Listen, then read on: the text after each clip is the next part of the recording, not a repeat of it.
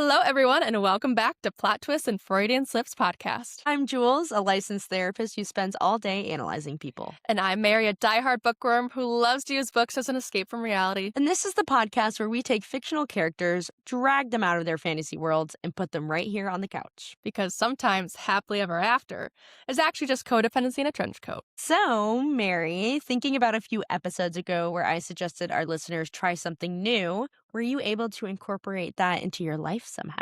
Ooh, good question. Recently on TikTok, I've gone on the sourdough TikTok FYP thing. So I attempted, I'm currently in the attempting zone of making my own sourdough starter. Interesting. I have so many questions. Not bad so far. All you would really do is you got to get like a glass type of container, and then you just put in a little bit of flour and a little bit of water. You don't have to measure it out? Or I mean, okay, depending on which girl you listen to, you can either measure it or just measure with your heart. With your heart or whatever, or like based on sight. I'm just doing it on sight. I was like, if I have to measure something every single day, I'm not going to do it. So I'm just, whatever. And then you like mix it together, and then you just like let it sit on the counter, and then the next day, you feed it some more. Yes. What does that mean? It just means adding more flour and water. Whatever. Because then this thing starts to come alive. Yes. It becomes like a living thing. So you have to like feed it or whatever. So we'll have it start to like bubble, whatever. I'm on day 3.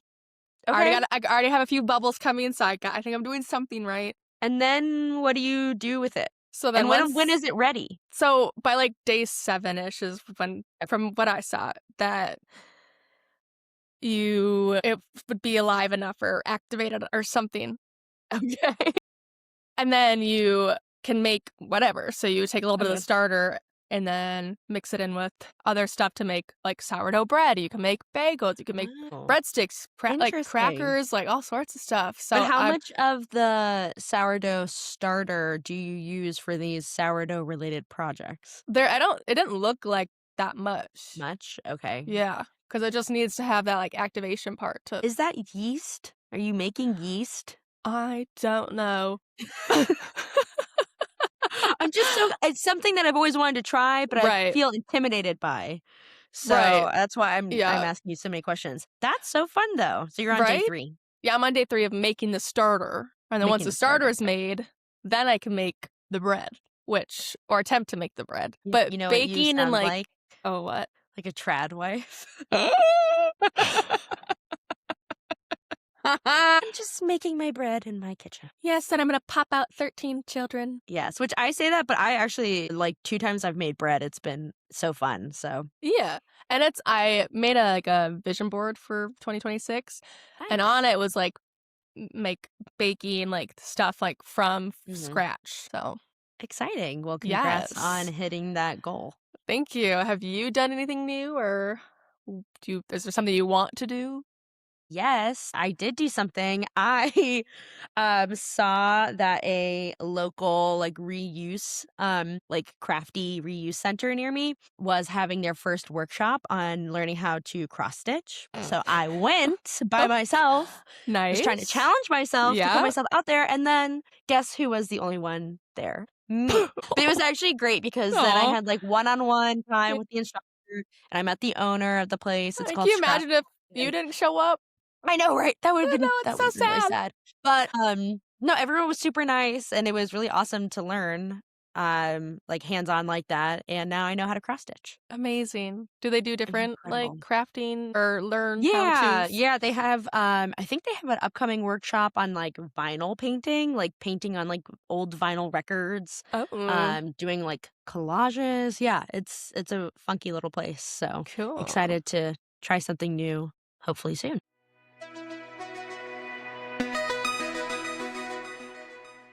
If you're new here, here's how this works. I bring in a book and its characters to the table. Jules usually hasn't heard of it. I give her the plot, the drama, the red flags, the tea, if you will. And then I apply actual clinical theories to explain why they're acting like a chaotic mess. We talk symptoms, diagnoses, and treatment plans. Basically, I ruin the romance with logic. And I ruin the fantasy with science. It's a great partnership. And before we dive in, just a quick note on content and trigger warnings. Those will be listed in the show notes or the description wherever you're listening to this episode. So please take those seriously. If there's something you know that will be too triggering for you, we completely understand. Stop listening to this episode. We'll just see you in the next one. Along those lines, we'll put out a spoiler alert now. Because we're talking about the book and all its characters, there's going to be major spoilers for the book. Basically, the whole book we talk about. So if you haven't read the book, go ahead, pause this episode, go read it, come back. Or if you don't care about spoilers, we can just jump right in. Well, Jules, you ready to open the file? I have my notepad ready. Who is walking into our office today? All right. So basically, we have one main guy, but there's all sorts of supporting characters kind of around him.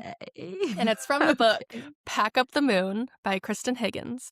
Okay. This is I am not familiar with this one. This was a pretty popular book talk recommended book.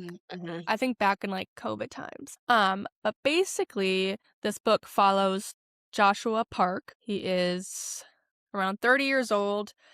And he recently became a widow. And it's him going through the first year after losing his wife, and dealing with everything that comes with that and the stages of grief and whatnot. And it also jumps timelines. So you have the timeline where it's post his wife, Lauren, dying and him going through that process of grieving. And then there's also the flip side of you're seeing her POV prior to her passing away.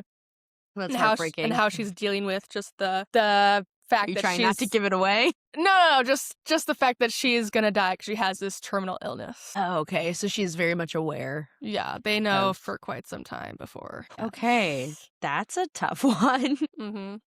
That's interesting. Out of curiosity, what made you pick this book? I just thought we could switch up the genres, so there's not a lot of trauma in this one, like our other episodes. But it's not a genre of book that I normally pick up. Yeah. But like I had mentioned in one of our podcasts about New Year's resolutions, is I want to start reading different genres. And I had read this book before and really liked it, but I was like, I don't remember much from it besides it's a book of someone going through grief. So that'll be a good one to pick up and discuss. Yeah, absolutely. So our main character, you said his name is Joshua? Yes, we have Joshua. He goes by Josh. He is a medical device, biomedical engineer, inventor. He's sold 5 or some patents or whatever, so he's very rich.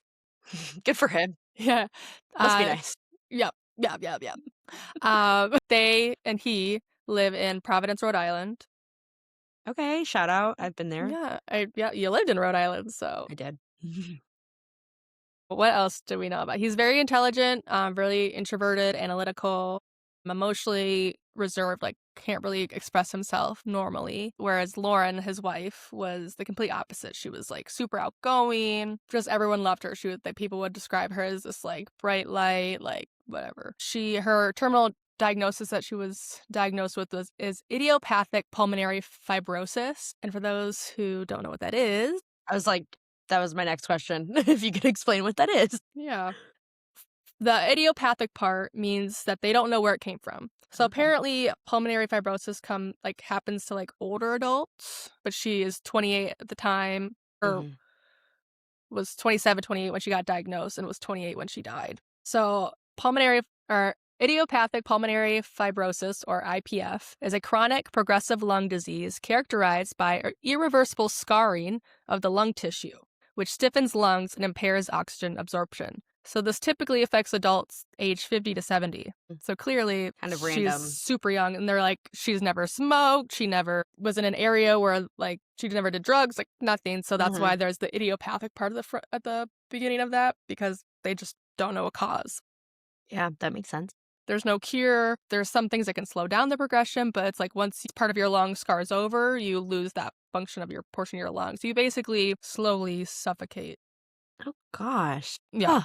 That's tragic. Yeah. Okay. So, and with Joshua being a medical device engineer inventor, yes, he is trying to find a way, or trying to find a way to save her. And they had only been married for a couple years, so very young, very new. Yeah. Yeah. Okay. Circling back to Josh, just trying to get a clearer picture of him. It sounds like he's pretty reserved, and Lauren is more outgoing, or was more outgoing. What about Josh's upbringing? Who's in his social circle or family? Yeah, so he has his bio mom, been obviously in his life the whole time.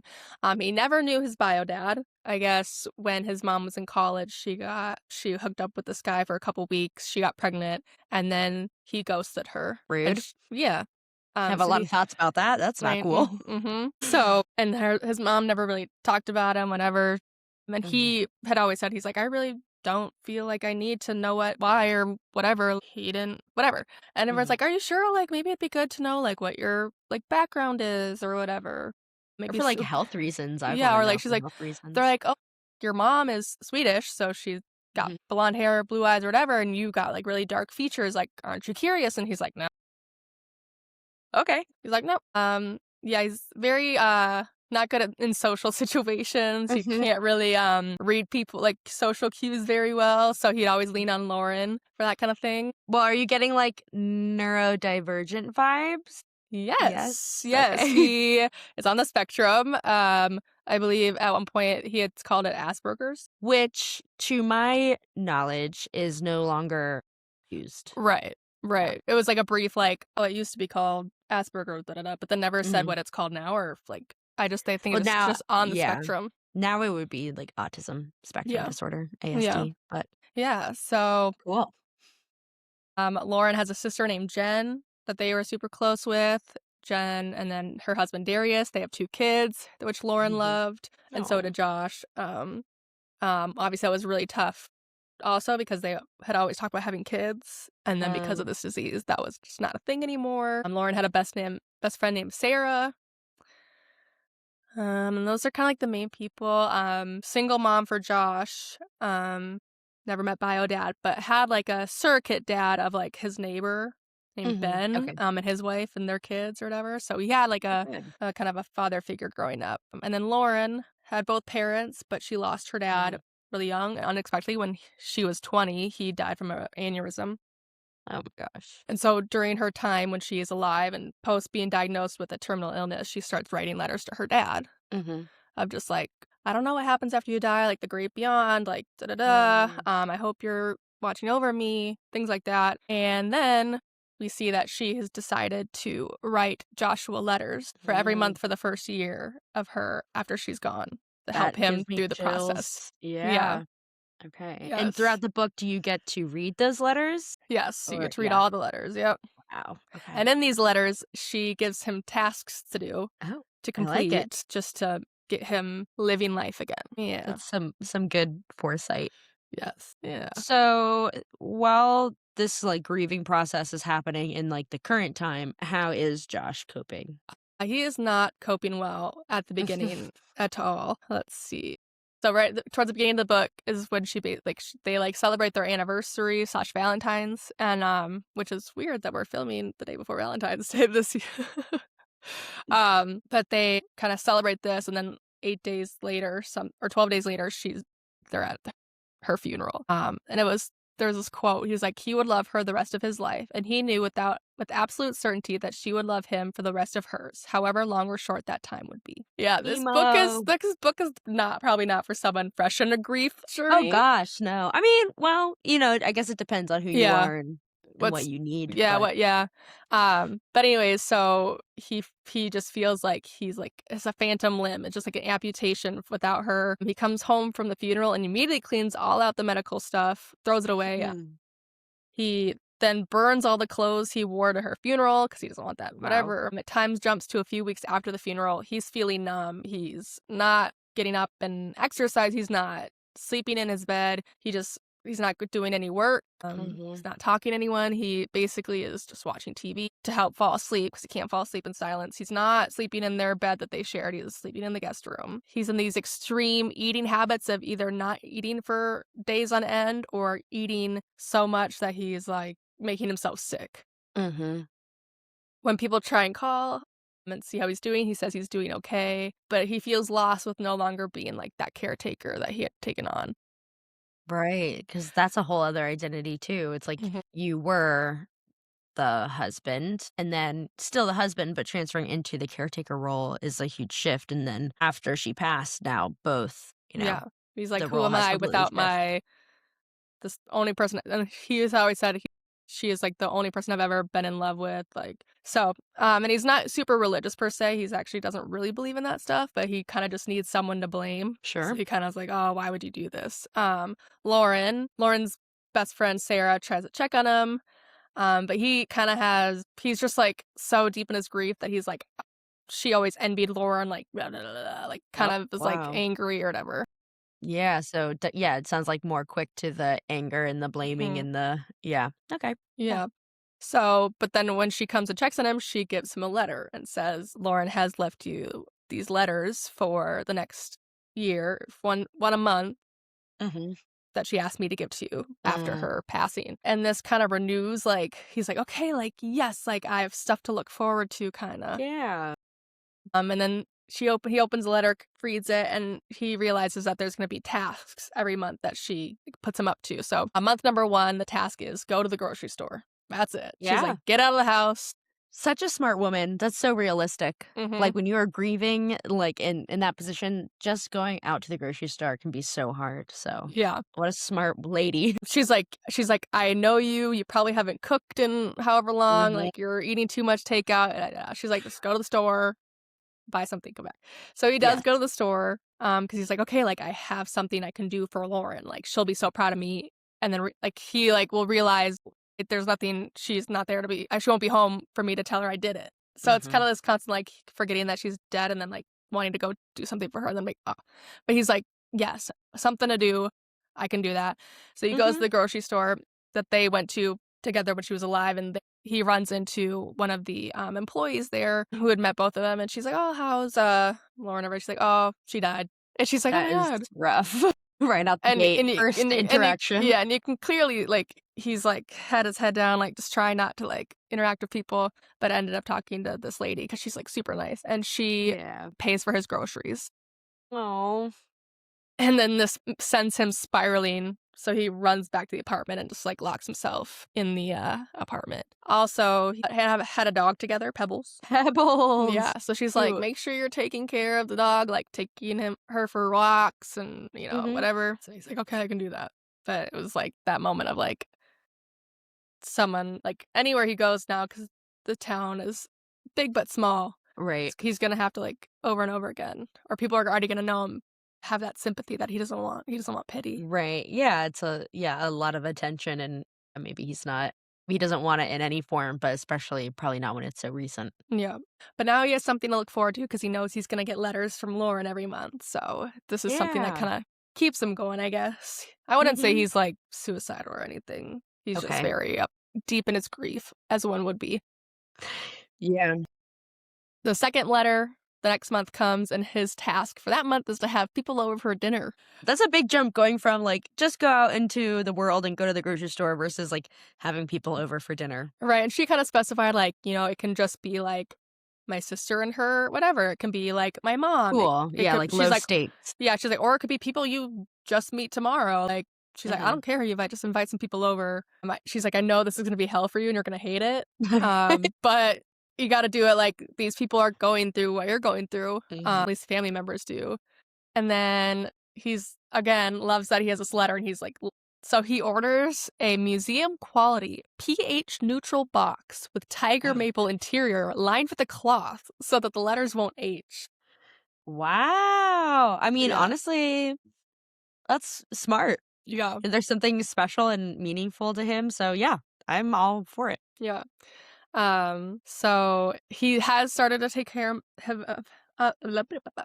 He has started taking care of himself for Lauren. He feels like he's like passing a test. And the reward would be Lauren being alive again. Is Oh, how he's keeping like justifying showering and getting up yeah. and taking care of Pebbles and whatever. Interesting. Yeah. Even though Clocking that. Filing that one away for later.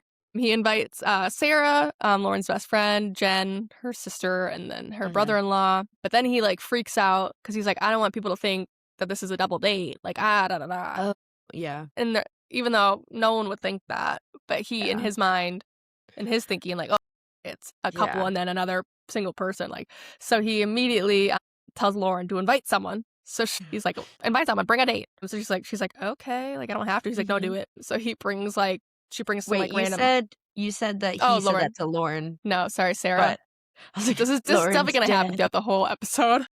No, that's okay. I just wanted to clarify who you meant instead of Yeah. Lauren, because we all know you didn't mean Lauren. Right, because Lauren, she's cremated. She gone. Her request was to be made into a tree, so currently Slay. he planted her in a tree in his home. Beautiful. Yeah, that freaks him out a little bit, so it stays in the bedroom that he doesn't sleep in. Okay. But anyway, so Sarah brings over this person, so it's a little less whatever. Decides to make this really nice dinner, but then things keep going wrong. Food gets toppled over by the dog eats it. What a win for the dog. I know. Then like tracks like the gross food, like the food onto like the bed or whatever. Jen starts getting hives after they order pizza. And then Sarah's date tries to sell them on a pyramid scheme for protein shakes. Crazy. Yeah. And at first Josh is like, now he's just finds this like funny. He's like, yo, like tell me more or whatever.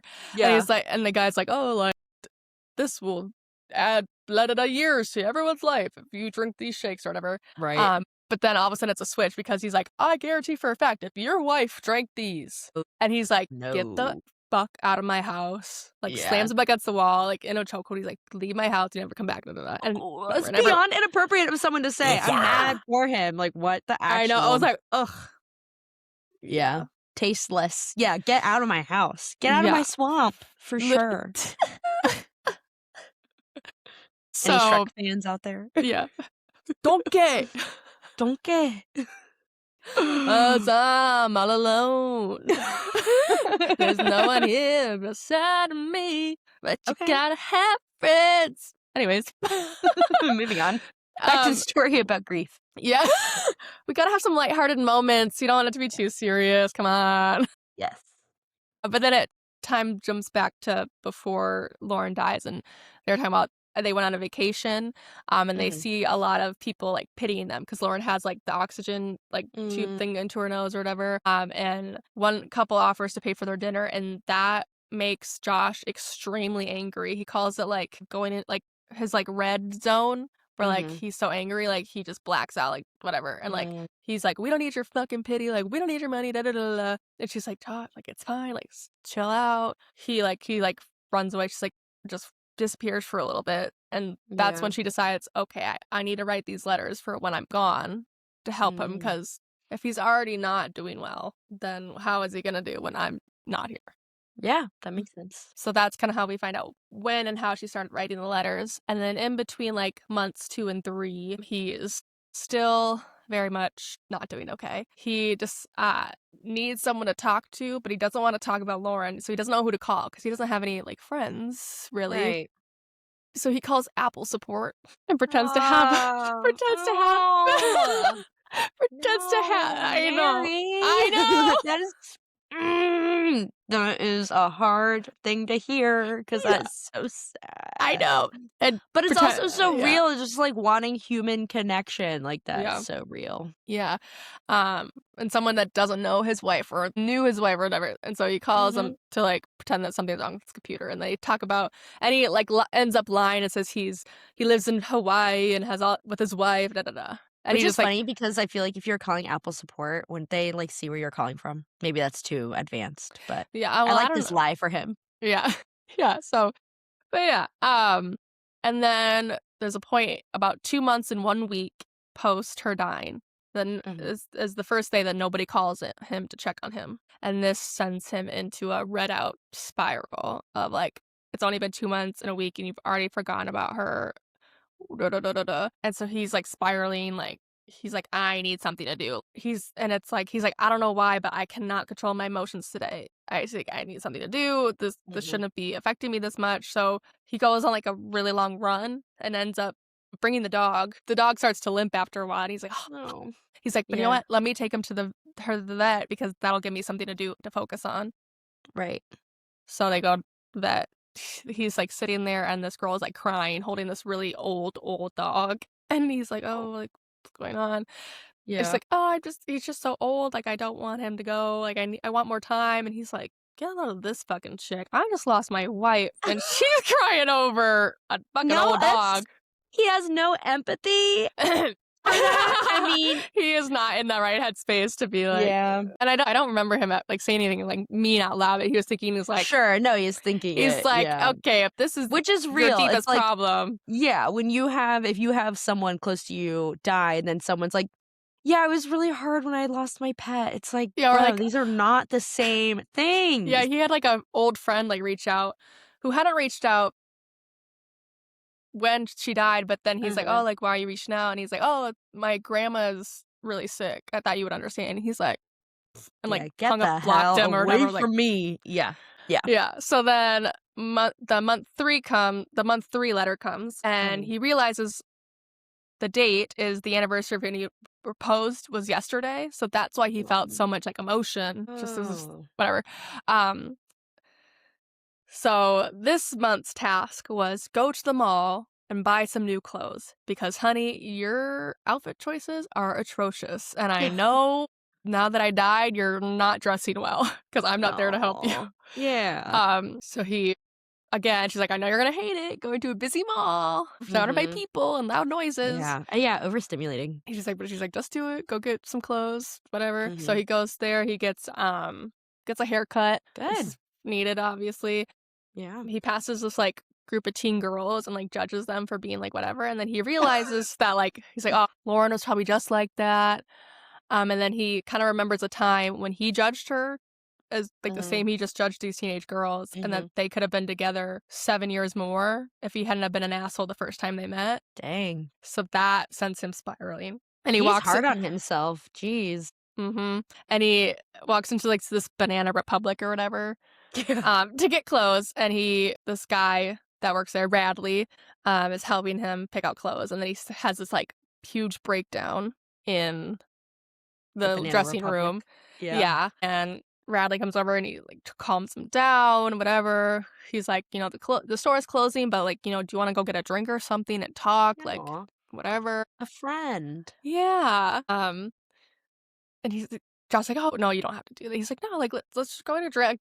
Like, you know, we'll go somewhere not in the mall though, whatever.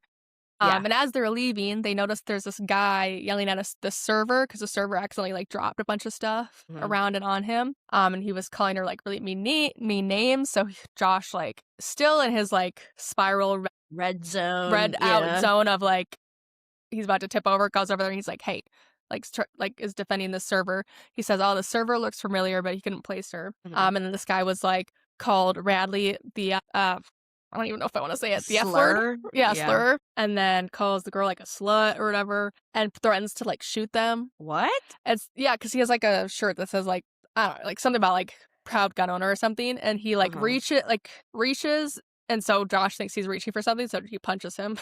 Oh, okay. Yeah.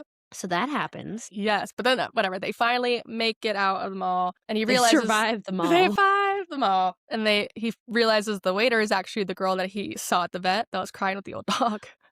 She makes another appearance. Yes. But anyway, so they finally make it out of the mall. They go to this gay bar and they start chatting or whatever. And he starts just like getting to know Radley. And it's nice to like talk to someone who doesn't know anything about him or whatever, besides like just the quote. And then Radley says down in the dressing room. And Radley is, you know, talking about like, oh, like I'm working full time, but I'm also going to school part time to be a licensed therapist. Love. Good for him. So Josh was like, oh, no wonder you were so good at like calming me down. But yeah, so they get a couple drinks. Even though Josh isn't a big drinker, he decides to have a drink. And they just form this nice friendship that he's really proud of when he gets home. And he's like, oh, Lauren would be so proud of me for one, doing this task and then making it a new friend. Heartstrings are being pulled. I know. Month 4, our task for him is to get a hobby. Okay. He's like, all you do is work, get a freaking hobby. Yeah, we love hobbies around here. Yeah, and she has this like saying, she's like, don't be a loser. Like, okay. Like, and she said that like when they were alive, and she says in that like whatever. She's like, and he always remembers that. He always even tells, he's like, don't be a loser, go do something, whatever. So he reaches out to Sarah, and he's like, do you have any ideas of a hobby I can try? She's like, well, I do karate. You want to come try that? So he does. He goes and tries it, and he has to take classes with kids because he's a newbie. Yes, There's no adult newbie classes as of then. So Very humbling, I'm sure. Yeah. And then around the same time, Lauren's birthday comes around and he had already bought her birthday gift. So he decides to give it to her mom, and have some time to connect with her. Good. Because he didn't always love her mom because Mhm. her mom obviously lost her dad, like her husband. Yeah. And then a lot of times made Lauren's illness about her. And now she's like, how, you Oh. know how I feel about losing my husband and then this. So he's Mhm. been trying to, Yeah, yeah. reconnect with her. Yeah. And then we get a flashback of when Lauren is trying to joke about dying and he goes into that red zone again. He's like, you cannot Mm. joke about it. You're not dying. Like, you're gonna get a cure, Mhm. whatever. Then it goes to month 5. He finally starts working again because he kind of works from home because he just makes his own, like, Yeah. engineers medical devices. But he Sure. starts working. I don't know. He starts, he starts working again. And then this month's task is to get rid of their couch and bed and donate all their clothes. Okay. And the letter was really short. It was literally just, "Hi, honey, do this. Love, Lauren." And so he's like Mhm. mad. He's like, "Why is this so short? Like Yeah. this is all I'm getting from her." And he's like, "Well, maybe she wasn't feeling. Maybe she was having one of her down moments when she Yeah. wrote this letter. Like maybe she was whatever." So okay, fine. So then he invites over the ladies, so Jen, their mom, whatever, to come go through Mhm. Lauren's clothes and pick what out they want and whatnot. And then Josh is like a asshole to Sarah again, and, like, Jeez. he's like, "You were always jealous of Lauren and da da da." He's like, "You're not a good friend," or whatever, and she's like, "Okay, first of all, Lauren was, like, this, like, shining bright light, like, just got into the school she wanted." She's just like, "Yeah, I had a little bit of jealousy, but that was never, like, in a toxic way where I was Yeah. hoping she would fail in life and whatever, or think that she deserved to die." Like, He she's is like, coming for her life, yeah, and and it sounds like very unprompted yeah, she's like on, like, her end. She's not she's like provoking it. yeah, she's like, "Fuck you, dude, like, I'm outta here." He's Mhm. like, "Whatever." Yeah. So then he's like he intends to apologize, but then, like, another month goes by. Mhm. He has started, like, a garden in honor of Lauren at Hope Center, which is I don't remember now what it is. Some sort of Some sort of facility. facility. I don't know, and he starts a garden in her honor. Cool. I'm doing some volunteering stuff like that. So, Jen and Darius, Jen is Lauren's sister, invites him out Mm. to run a 5K for a charity that's, like, terminal illnesses or whatever. Right. But then he, like, faints because Mm. hasn't eaten the day before and the day of because he forgot, Oh. and then when he gets home from that race, he opens his letter, and his task was to volunteer, which is weird that he's already doing that. She's like, "Oh, it's Yes. like we're still on the same page even Same now." wavelength. Yeah. Yeah. Month 7, he invites Sarah over for dinner as, like, an apology. Okay. He's like, "I I'm was," like, where's this going? No, no, no, no. Okay. And then she gives him the next letter, and Mhm. his task this month is to see a psychic medium. Ooh, fun. Yeah. She's like, "Hey, if there's a great beyond, like, I'll come and talk to you, whatever." Yeah, cool. So he goes to this, like, psychic medium, very skeptical, obviously, with his Sure. analytical mind, and this woman comes out with things that there's no way anyone could have just, like, Googled it or whatever, or known about Right. some of these things that Lauren was portraying to the medium or whatever. Yeah. So That's he's like, awesome. "That was I crazy." love that stuff so much. Right, right. And then, let's see, month 8, she gave him 2 tasks. One was do something for your professional career, Okay. and 2, try something that you're scared to do. Hmm. Again, the letter was really short, so he gets really angry and smashes their Mm. nice, like, mugs and dishes that she used to use because he reds out again. Yes. We're gonna And circle back to that. uh-huh. He, like, reds out again and, like, Mhm. cuts his foot on some, like, the shards of the whatever, Yeah. so then he, like, comes out of his, like, blinding rage Yeah. and then he kinda realizes, "Oh, I'm being shitty about the situation, like, obviously I'm just happy to get these letters, like, Mhm. even if they're short, like, maybe she was just going through a rough spot when she wrote this specific Right. one." But so for the task of the professional career, he goes to this work conference, and he finds that it's really nice talking to other people who don't know what happened, don't know anything Mhm. about a wife or anything, so he's like, "This is really Right. great," and this was also in San Francisco? San Okay. Diego? Wherever the Golden Remind Gate me Bridge is. where San Francisco? Yes, San Francisco. Francisco, Golden Gate Bridge, yeah, yeah, That's yeah. the red one. Yeah, San Francisco. San Francisco. Where are they again, though? Where are they based? Where is Josh based? Rhode Island. Yeah, Providence. Yes. Yes. Yeah. So far away for the work conference. So no one knows Mhm. anything. So he's like, this is a nice reprieve of being able to talk to people just about my work and all this stuff Right. and not them like seeing pity in people's eyes or whatever. I just don't Mhm. have to talk about it. Sure. And then when he's done with his conference, he's still in the like San Francisco area, and this woman asks like how he gets to the Golden Gate Bridge, and he's like, I don't know. When Mhm. she leaves, he's like, you know what? I'm like uber terrified of heights. Let me go walk across this bridge to check off the task of doing something that scares you. I didn't know that you could walk across it. Mm, I'm learning so much yeah. about this bridge. Yeah. Well. Why are you making that face? Well, I mean, Oh my gosh, is he gonna jump? no, that's what. No, he doesn't. But Okay. I'm saying like I don't know. He could walk on it. Well, maybe we'll do. Yeah. 'Cause- No. Yeah. but he like, but he is like walking on this bridge, and then because the height, like he's genuinely like has a fear of heights, he like starts having a panic attack and like is like getting dizzy and I can't like whatever. And some like Mhm. random hippie guy comes by and like helps him out, like walks with him and talks to him and like calms him down. Random hippie guys are just the best when it comes to that kind of stuff. They're so chill. I Nothing know. ever phases them. Yep. So he's having like a panic attack, and Yeah. then this kind stranger comes along. He's to- like, hey help man, him. like, oh, it's good. Looking out the view. And Josh like looks up and he's like, oh yeah, it is beautiful. Okay. And then he's like, breathe, man, whatever. So he like love is able to like, Cowabunga. I know. And so he's like, okay, is able to calm himself down and come back to the other side of the bridge. Yeah. And then month 9 comes around, and his task this month is to kiss a woman. Ah, I know. I was like, oh, she's better than I am. soon. Yeah. She's better than I am. Yeah, She's I like- could say that if I was giving my husband letters, that would not be in them. Yeah, that would Matt. not be.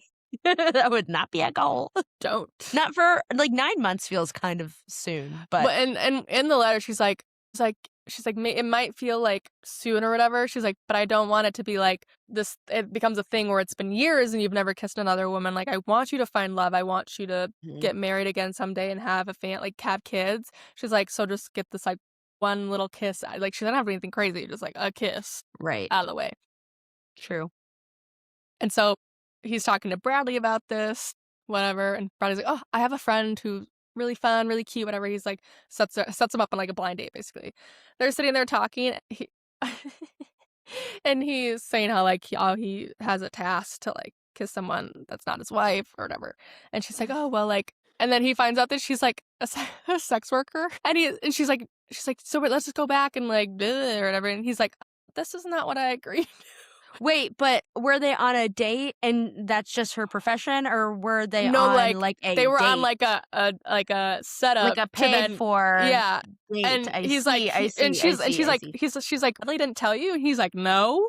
Dang, you set him up. Literally. So then they walk out of the restaurant, and she's like, well, I'll give you a kiss for free. Anything else you have to pay for. So they kiss, and he's like, you know what? It didn't feel as awful as I thought it would. It didn't feel bad. It just felt different. And then he called Ratty. He's like, hey, what the? And he's like, oh, I thought I made it clear. And he's like, what? At what point did you Not make that really. clear? Well, okay. And then month 10 his task is to meet his father if he wants.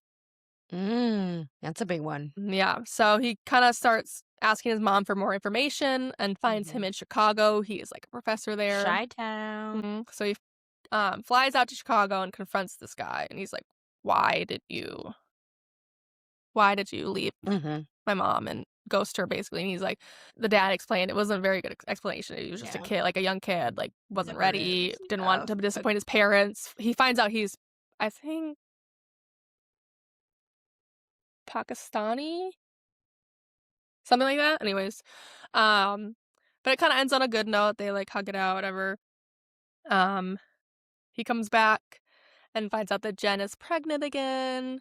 But that he's happy, but also that makes him sad because whatever. Sure. And this is now around the time of Christmas, so he's getting really bitter that she's not here this is the first Christmas. He gets bitter that everyone's like seems to be having such this fun, awesome time on Christmas, but Lauren's not here. He decides to give Bradley a gift and invites him to his family Christmas because now they're like best friends. Aww. Yeah. Beautiful. I know. And again, that redness is creeping in at the Christmas party because he's like, how dare everyone be happy? Yeah. And so he's like, needs to escape. So he drives over to this house that they stayed on in the Cape for like like a long stay, and just to like feel like more connected with her. Month 11, the task is to buy a house. She's like, get out of our apartment, like find a house. Okay. And then he's It's a big gets really mad because ask. he's like, what do you mean? I just bought new furniture and got Yeah, rid of the couch and the bed like you asked me to. But he goes to the open house. He brings Sarah and Radley along. Mhm, He finds this like perfect house for him that's like super small but has a nice mhm. yard for the dog. Cool. And then he asks Radley if he'd want to move in with him. He's like, because Roommate. he's like, yeah, he's like, I don't really want to live alone, and if you don't move in, I'm gonna find a roommate. And he's like, and Yeah. you can have this whole bottom floor, and you can use part of it for your private practice if you decide you want to do that route. Da, da, da, da. Yeah, In-home counseling sounds a little dangerous. I don't think I would do that, but you have to own. each their own. Yeah, Virtual would be good. You could do virtual. Yeah. yeah, yeah. No, that's awesome though. Yeah, and then month 12, he starts moving stuff into his the new house. Oh, I missed a part. Let me go back. After saying like, "Oh yeah, this house is the one I want," he Mhm, envisions like one of his like a kid of his in like the foyer or whatever, and mhm. then he comes out of that vision and he's like freaks out and runs outside to get some air because he's like, "This is the first time that I've pictured my future and Lauren wasn't in it." He's like, "This kid was just mine. It was not mine and Lauren's kid. It was just Right. whatever." So he starts moving things month 12 into the new house. He hasn't officially moved into the house because he's still like holding on to the apartment that they own or whatever. Their wedding anniversary comes around, wants to watch like the wedding video because that's what they did on their every anniversary, the two that they had. Mm. And he's like, thanks for killing our god. If you exist, you're an asshole. Go ahead and strike me down. I'm ready. So he's still Nice. very angry with Yeah. a higher power. The powers that be. Yeah. Yeah, he gets a extra letter. He gets an anniversary letter from Lauren, which he's super excited about because he had only thought he was going to 12. the 12. So, and Mm. it was just like her saying like happy anniversary, very short and sweet. And they have like a ceremony. They call it a jessa ceremony, which is apparently like a Korean tradition of Oh, cool. like for ancestors. So like they open the window to let in the spirit. They have like candles and stuff. Was she Korean? No, Josh's like surrogate dad, Ben, Ah, is gotcha. Korean, I believe. Cool. So something to honor her. Mhm, So I basically he has this last letter, but he like really like puts off on reading it for a while. mhm. Yeah, he wants to Um, save it. That makes sense. yeah, but finally he opens it and it's longer than all the other ones. And it's basically just saying, I love you, like picturing this year is breaking my heart in so many ways. I have to die and I have to leave you behind. I'm so Mhm. sorry. Sorry that I left you. And then her last task, the hardest one is find someone to love. She goes, oh Josh, you're alive and wonderful. Let someone love you, someone great. I want you to open that amazing heart of yours again. I want you to be loved. I want you to have a fight with someone and have hot makeup sex. I want you to be a father. I want you to love your second wife as much as you loved me. Don't let me be your life's tragedy. Let me be the one of the best things that ever happened. One of the many best things that ever happened to you. Let our time together be a beautiful, happy time in your life that came to an end, but led to more happiness and more love. She's like, you've mourned me enough. Like, it's okay. It's time to put me aside and move on without me. She says, on a side note, I would like to present Sarah as a candidate. But yeah. So yeah. Wow. Yeah. He puts down the letter and he's crying. Obviously, she's like, she's gone again. And suddenly it's Mhm, there right in front of him. The one memory of Lauren he'd just been trying to bury. And it's the last hour of her life. So it's him reminiscing on she gets pneumonia. And that's basically the end of that. mhm. So yeah. And then the epilogue, if I remember correctly, just talks about like how he's living life. Years later, he plants a tree for Lauren at the Hope Center, is carrying her love forward, and begins a new romantic chapter. Wow. What a story. I Thank you know. You're for walking us welcome. through that. That Yes. is intense and sad Yeah. and beautiful. So many different, yeah, a lot of Mhm. different thoughts. When you like when you close the book, how are you left feeling? Sad. That was the big emotion, sad. Yeah. Like, sad, but, like, hopeful, I guess. Like, Mhm. sometimes, like, grief can be very heavy. I was actually scrolling through TikTok, and I saw, like, a really good, like, reference thing, and it's like, grief is like glitter. When it first explodes all over, you find the glitter everywhere. You find it in your Mhm. socks, your whatever. And eventually, as time goes on, there's less and less glitter you find. But every once in a while, you open up a drawer and you'll find a little piece of glitter, and that will remind you of that grief. It's so true. That's Yeah. a yeah. That's a good analogy. Analogy, yeah. I Is that think the right word? yes, I believe so. Yeah. That's what we're gonna go with. Yeah, analogy. Yeah. Yeah, wow. Well, I will say thinking from like the mental health perspective, there's a little bit or not a little bit, a lot in the beginning of what you were sharing of this anticipatory grief, which is exactly what it sounds like, anticipating that something is going to end or someone is going to die, just, kind of waiting for the thing to happen. And then there's also obviously Josh is going through grief. And some people, like some therapists really cling to like the 5 stages of I was grief gonna or say the whatever. stages. Yeah, there's merit in that. That's not something that I stick heavily to just because it looks so different for everyone. Like, I don't think it makes sense to be like, first you're going to feel sad, then you're going to feel angry. Like, that's not how Mhm. humans work. So, Yeah. but things And like that. and he had mentioned, like, he's like, "I'm recognizing I'm in my anger phase," and then he's like, Yes. "Well, now I'm back to my denial phase." Yes. Yes. It's like, if it helps some people, then great. Yeah. That anger, that red zone that kept coming up, I did find that interesting. Mhm. Like, to a large extent, like, very reasonable to continue to have that up, or in his life, in and out throughout his life when he's going through all these different stages of I mean, yeah, like, that sucks when someone dies and then people stop checking up on you. Yeah. Like, that is really hard. Yeah. So, totally understandable that he would feel angry. The part that you were talking about where he was so mad about the short letters that he, like, smashed the cups. Yeah, like, he, like, Um, I guess, blacked yes. out and did that, yeah. Yeah, that felt a little, like, excessive or, like, clinically, like, a little less, like, I can understand, but, like, that's pretty intense, I guess is what I'm saying Yeah. for that. But still, like, we can try to understand that. But yeah. And also, like, with someone being on the spectrum, I feel like Mhm.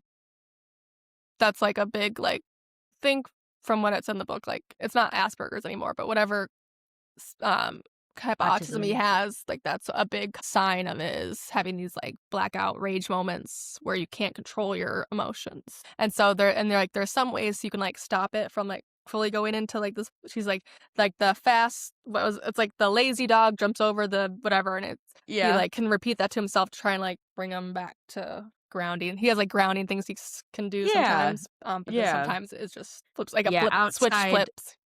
Yeah, and so that something that I share with a lot of people is this concept of the window of tolerance. So you have like this window, this space where you're able to tolerate stuff, and then depending on how you're feeling or what's going on in your life, you might be outside your window, and you might either be like way up here in this zone that's hyper arousal, which is just a fancy word for your nervous system being dysregulated, and that can look like fight or flight mode, or you can be outside of that window of tolerance and be below in this state called hypoarousal. And that's when you're in this freeze mode. So you're, you know, feeling slower, tired, sluggish, things like that. So it sounds like Josh was definitely outside of his window of tolerance, that optimal zone, in this hyper arousal state where he's like, I'm really pissed, Yeah. so, like, if we were in a therapy session, we'd be definitely working on distress tolerance things to bring him back into his window, whether Mhm. that's like grounding techniques or something else. But yeah, yeah. Did therapy ever come up, like going to see a therapist? Mm-mm. I guess he had his friend who was Yeah, who is like learning a how to be a surrogate therapist where yes. Yeah. so you would reach out to him and they would get like dinner or drinks and hang out. Yeah. And he Yeah. made Which a is he made a so joke about how important. he's like, "Am I like your practice like Yeah. client?" Yeah. And Brad's like, "Yeah, basically." Yeah, sure. Yeah, I mean, and that just is good testament to show too, like, social support and Mhm. family support goes a long way. Yeah. So, if Josh were to come to therapy, how likely do you think it would be that he would stay in therapy? If Lauren tasked him to stay in therapy, he would. But if it was up to him, probably not. Probably not. Yeah. Yeah. Okay, valid. Yeah. Yep, that's valid. And it sounds like he was able to do a lot of processing of all this stuff, all the Mhm. grief, with Lauren's help. What's the word? Posthumously? Posthumously. Is it humorous? Post it's like spelt like humorous or something like that. It's like HUHOU. death. There's no way it's humorous. I know this. I don't even, because I know I agree with you that the spelling is that way. I'm just saying that there's no way that, like, dialect, it would be like that. Hold, please. Posthumously. Posthumously. Yes. I was like, it can't be posthumorous. Posthumously. Okay. Jeez, that's a hard word. Yeah. Anyway, all that to say, Mary, for the listeners who actually enjoyed all of the chaos and grief that was that book, what should they read next? Yeah, so if you are wanting not so much romance, but more so of that grief and like post someone important to someone dying and the way they live and how they deal with that, I would recommend You've Reached Sam by Dustin Tao. This is young adult, so kids, adults, anyone can read it. But it follows 17-year-old Julie. She has a boyfriend named Sam. They have all these plans together, but then Sam dies. And she's in high school. So you lose your first love, whatever. That's really tough, especially as a high schooler. While she's dealing with him dying, she goes to call him just so she can listen to his voicemail recording to hear his voice. But Sam picks up. And he is talking to her from wherever you go when you die. The other side. Yeah.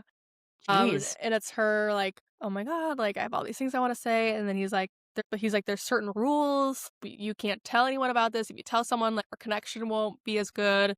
This, that, the other. Sounds sketchy. I know, but it's really cute. Also, Very my cute. immediate thought was like, she's in psychosis. Nope. It sounds cute though. Yeah. Okay, Mary, for Pack Up the Moon, how many stars would you give it out of 5? Let's see. When I first read it, I gave it, I guess when I first read it, I gave it 5 stars. And would you change it I think now? Now I would give it like a 4.5, like still high up there. What dropped it for you? I guess just the time of life I'm in, or like, Yeah. I just maybe wasn't in the mood for this kind of book, but I was reading it for this episode or rereading it. Yeah. But yeah. And sometimes like when you read a book for the first time and it just hits you harder and then you reread it, it's like, yeah. For sure. Yeah. But I thought we could read some 1-star reviews anyways. They're always funny. This one actually has like really high ratings on Goodreads. So was it harder to find some 1-star Yeah, it was actually kind of hard to find. It has an average of a 4.16 with like almost 55,000 reviews, so it was a little hard. But I found a couple. Okay. 1 star, number 1. It's just a quote from the book. In love wasn't a phrase. It was how they lived. Full stop. Mic drop. But a 1 star? That was pretty. That was a beautiful sentence. Hello? Okay. Maybe they accidentally hit 1 star. Okay. Paige, go change that. Number 2. I hated this. Heart. Okay. No elaboration? Yeah, no explanation. Fine. Number 3. I couldn't finish this book. I felt too much conviction personally. Every chapter there was cursing and putting God's name in vain. I understand not many would find this alarming, but as a Christian, I just couldn't stand it. And finally, the love in the story could have been portrayed more purely. I was hoping for a sweet marriage story, some cute letters from the dead wife. But a lot of the marriage bits were turned sexually flirting, which just felt weird amongst the intense grief and depression we were mostly reading about from the grieving husband. I am disappointed to say the least. I thought this was going to be a better read than it was. As a Catholic, I do not care about profanity. Profanity and, oh my God, a married couple's having sex. God damn it. Also, I think the police. Yeah. Oh my God, they're living in sin. Also, the whole, like, and there was a couple other 1-star reviews about how, like, people were upset that he was blaming God or like whatever. I'm like, I feel like that's a really very real. normal thing people do when they grieve is they need someone to blame. So they blame God for like, why me? Why them? Like whatever. Yeah. And that reminded me of like, have you seen the movie A Walk to Remember? Yes. Have I seen the movie A Walk to Remember? Of course I have. Oh my gosh. That's actually like probably one of my favorite movies. Yeah. And how when she reveals to Landon that she has cancer or whatever, and he is like trying to like, he's like, you're beautiful, like you're young, we can fight it. She's like, I do not need a reason to be angry with God. So I feel like It's a very normal thing, even for people that 100% believe or that are are religious or Christian or whatever. whatever. Yeah. You're not always Yeah. going to 100% be chill with God for killing off your wife. Yeah. Wild. So I'm like, Wild takes. yeah.